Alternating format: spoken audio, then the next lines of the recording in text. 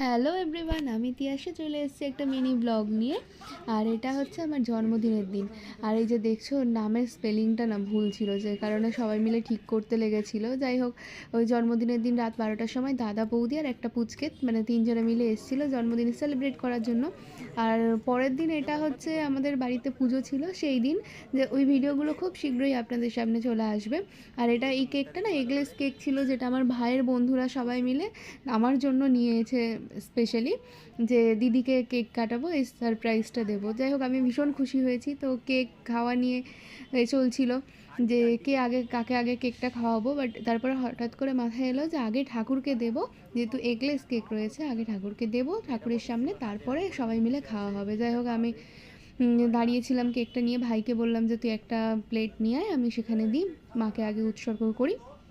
তো ওই যে ভাইয়ের হাতে দিয়ে দিয়েছি। তারপরে এখানে ঠিক হচ্ছে যে কাকে কেক খাওয়াবো। আর ওই যে দূরে যাদেরকে দাঁড়িয়ে থাকতে দেখছো, ওরা আমার ভাইয়ের বন্ধু, যারা আমার জন্য এই সারপ্রাইজটা অ্যারেঞ্জ করেছে। যাই হোক, আমি খুব খুশি হয়েছি, ওদেরকে অনেক ধন্যবাদ। এটা সন্ধ্যে 7টার সময় এনেছে, যার জন্য পুজো বাড়িতে কোনো লোক এখন দেখতে পাচ্ছ না তোমরা।